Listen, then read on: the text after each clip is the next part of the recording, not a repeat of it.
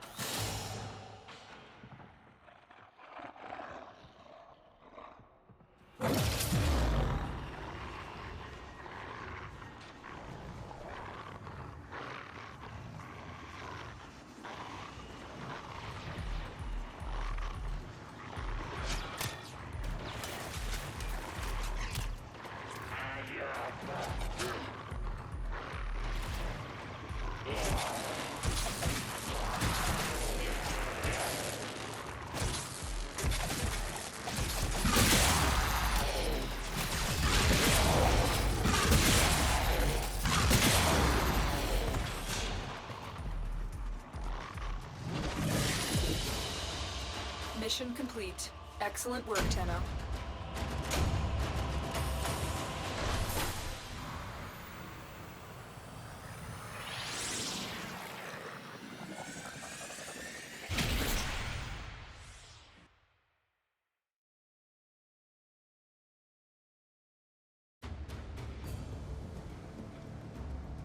Operator, these make sense now.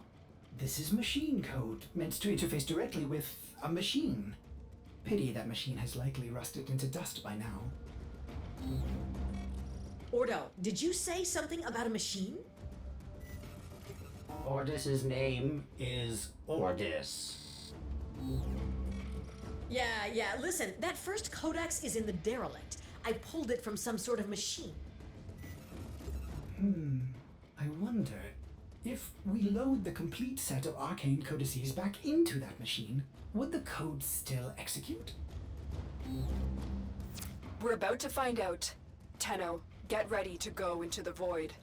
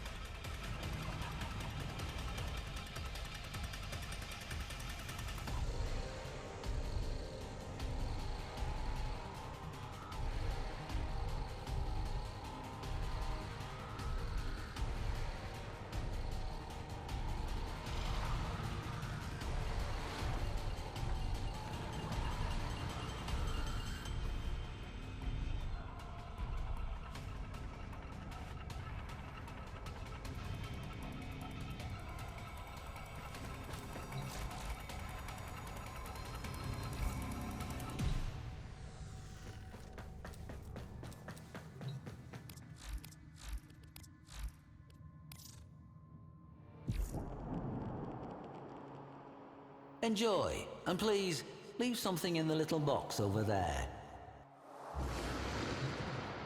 Impressive, isn't she? The relentless hunting shadow of the Night of Night.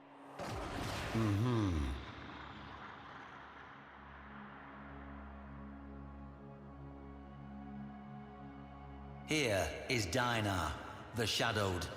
He gave Varuna the gift of stealth, that she might only take by surprise, but never be taken. Let us speak of what made the Circulus special. The first Void Conjunction. It came suddenly, steeping Lua in malevolent, lashing void stuff. Within the Moonplasm, thoughts took horrifying physical forms, images dredged up from...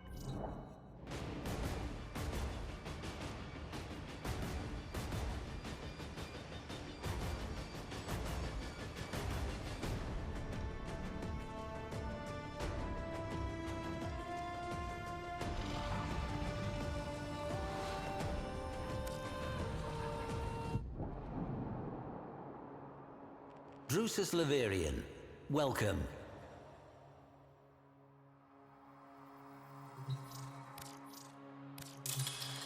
That's fine.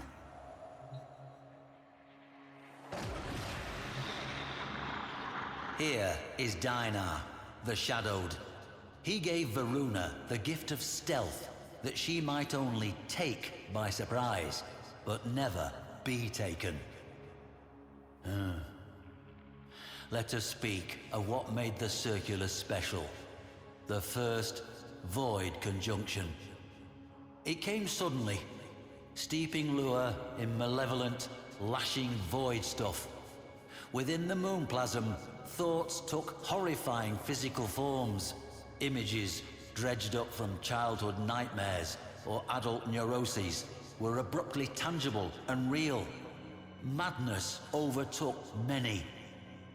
It was to this place, the Circulus, that Tuvul fled, through a void tormented by an extremely unusual conjunction.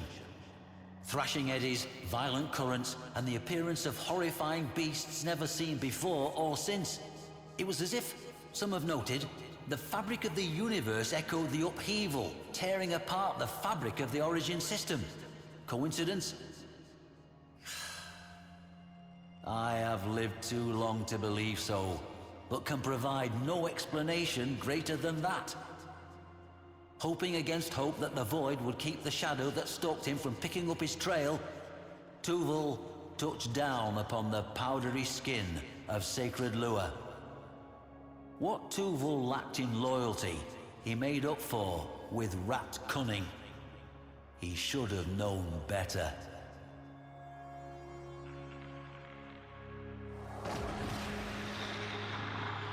Here is Dinar, the Shadowed. He gave Varuna the gift of stealth, that she might only take by surprise, but never be taken.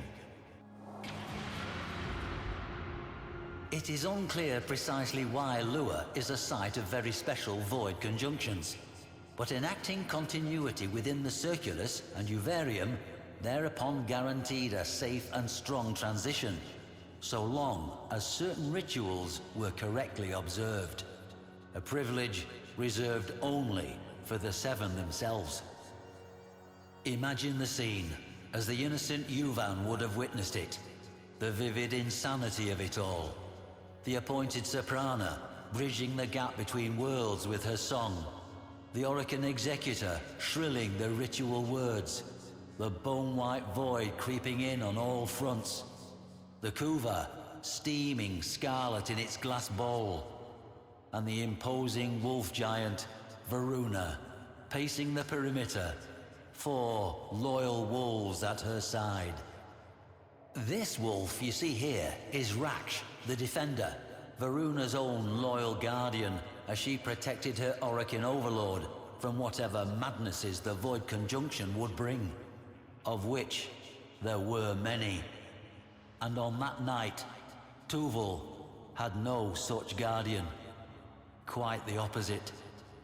Now, Tuvul would need flesh into which he could pass, but the shipments of fresh young bodies from across the system were no more. Tuval, we will see, had laid a dark contingency. Rat cunning, as I said.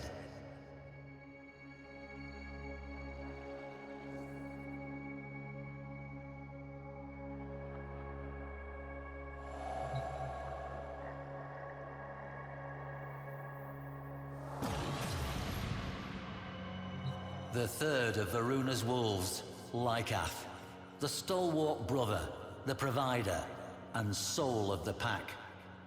We know that Varuna and her wolves had served right after right. She had watched the mists and savagely destroyed anything that menaced the ceremony, flanked by Lycath's fury. The Yuvan ceremony, continuity as they called it, was an obscenity. The Orokin elite, aged and foul, would slouch and leer as the Yuvan, young men and women, cultivated on Red Mars and worlds beyond for this dire purpose, were paraded before them. They would make their choice, conduct the ritual, and then, well, that young life would be gone. And when those eyes opened once more, it would be their murderer looking out from behind them. Is it any wonder Varuna, freed from the leash of loyalty, was so intent upon making a meal of the Yuvan clerisy? I think not. Let's get to dessert, shall we?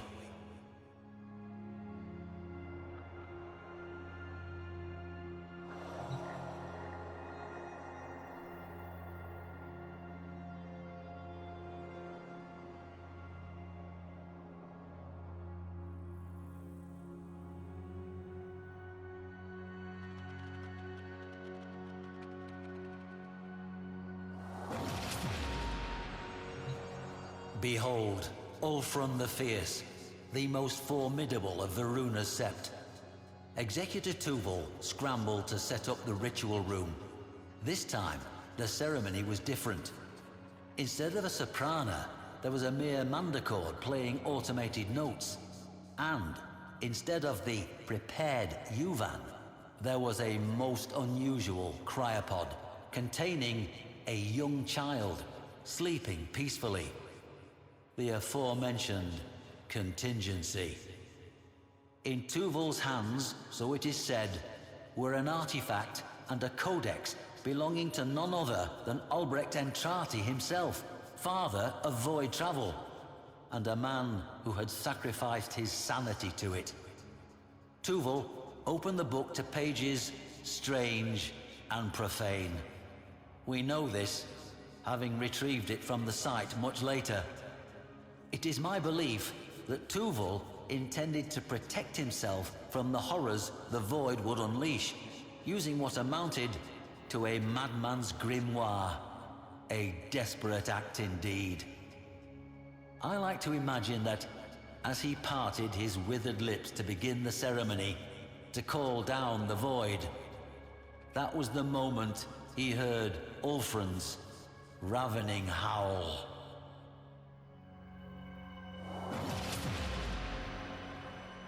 Behold, Ulfrun the Fierce, the most formidable of Varuna's sept. Executor Tuval scrambled to set from Void signatures, evidence at the site, and what recording technology survived that once-in-a-lifetime Void conjunction, I infer the following. Forgive an old man some dramatic license. The kuva was poured, the lamps were lit, and the ritual of continuity began. As Tuval intoned the barbarous versicles of continuity, a horde the breadth of which had never before been seen at such a ceremony massed in the gathering void. Things with two heads or none, lopsided, broken-horned, perhaps. Varuna trod and swung without relent toward the circle, carrying by their silver scruffs the severed heads of her fallen, beloved wolf. From Void signatures, evidence at the site, and what recording technology survived that once-in-a-lifetime Void conjunction, I infer the following. Forgive an old man some dramatic license. The kuva was poured, the lamps were lit, and the ritual of continuity began. As Tuval intoned the barbarous versicles of continuity, a horde, the breadth of which had never before been seen at such a ceremony, massed in the gathering void. Things with 2 heads or none, lopsided, broken-horned, perhaps drawing their being from Tuval himself, as if expressions of his vice. At this moment, I believe Varuna and her pack attacked, hoping to end the ceremony before it began. No such luck. The circle's site was later found to be treacherous with the remnants of slain abominations. Varuna and her wolves tore into the manifestations, rending with axe and fang, while Tuval droned on, panicked. The pack hacked and tore their way through the throng toward him. Why was Tuval not the first to fall? I cannot answer. Perhaps Albrecht's work had something to it, or perhaps those beasts simply understood that this wretched old man was the only thing keeping the door open for them. Tremors shook the surface of Lua, and a great cry rang out, like that of a mother crying for her children. Tuval sweated. The kuva trembled in its bowl. Varuna was relentless, demons falling to blade and fang. But it was not enough. The hordes of the void are without number, and this one, if hell has a hell, then those monsters knew it well. Gentle-eyed Raksh was the first to fall to scything blades. They killed Lycath next, then Dinar, and Ulfrun last of all. Varuna had howled many times before, in hunger, in anger, and in triumph. But now, for the first time, she howled in grief.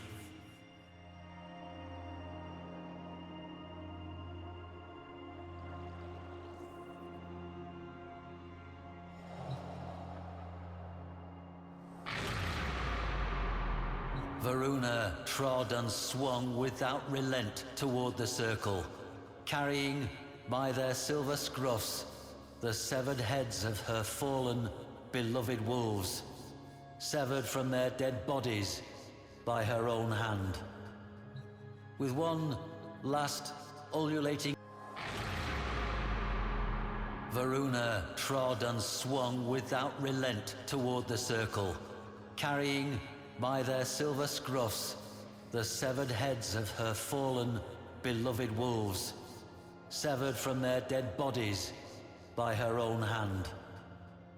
With one last ululating cry, Tuval's ritual reached its peak. Within the crypod, the child's eyelids fluttered, and Varuna staggered. In what scratchy stills survived in void-corrupted data masses, what I saw between child and warframe was recognition. Tuval took some meager scrap of courage from this delay and reached for the bowl of kuva, now boiling and steaming with weird energies. Varuna struck him aside and seized the energized kuva, not for herself, but for her wolves. Holding it high, she doused herself and her slain packmates with it. Embraced by the seething crimson glow, connective tissue propagated, sinew reached for bone, and within that marriage of occultism and science, she and her beloved wolves became one. Her brethren lived again in her. Varuna was now, and evermore, the heart of the pack. Cheated of his continuity, Tuval turned to flee. But his former warden was having none of it. Those who came after found nothing but gnawed bones, some of them unusually long, twisted within shreds of white gold raiments. Good. I did salvage one final image from those void-corrupted data masses, however. That of Varuna herself, striding back toward her craft, the child cradled in her arms. Curious.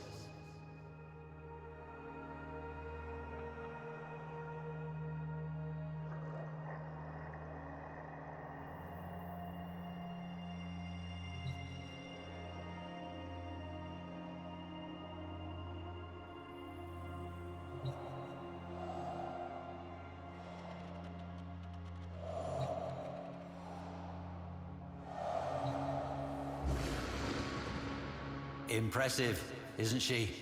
The relentless hunting shadow of the Knight of Naga Drums. The last thing many an Orokin lord ever saw. Varuna, she-wolf Incarnadine. The heart of the pack, hunter of Godprey. We remember her as a primal horror.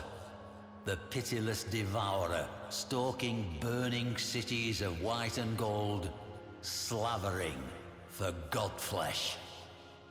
This was not always so. Once, Varuna was the obedient guardian of the Circulus, the holiest of Yuvan temples, upon none other than Veiled Lua. Like a loyal beast, Varuna would roam Lua with her 4 steel-maned wolves, the stealthy Dinar, the invigorating Raksh, the stalwart Lycath, and the fierce Ulfron. But what they were sworn to guard was perverse, wrong. In a ceremony reeking of Kuva, the Orokin candidate would force their consciousness into the new chosen body, the Yuvan, consigning the mind of the hapless former owner to oblivion. They call this life-extending process continuity. Executor Tuvul was one of the ruling 7 and head of the Yuvan clerisy, high-ranking officiators who enacted the hideous ritual, all of whom were now all dead, torn apart, all save for Tuvul, now a man pursued. He abandons his family to that night of horrors, his friends to the flames, and whips his slaves to ferry his decrepit, dying body to his personal ship. Destination? Void-locked Lua. Purpose?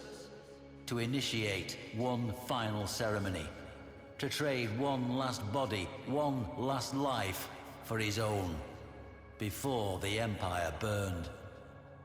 To slip the noose and escape the relentless hunting shadow that had, one by one, in just one night, found and eviscerated every last one of his clerisy peers. The shadow that had once protected them. I never liked Tuvul. What followed made me loathe him even more.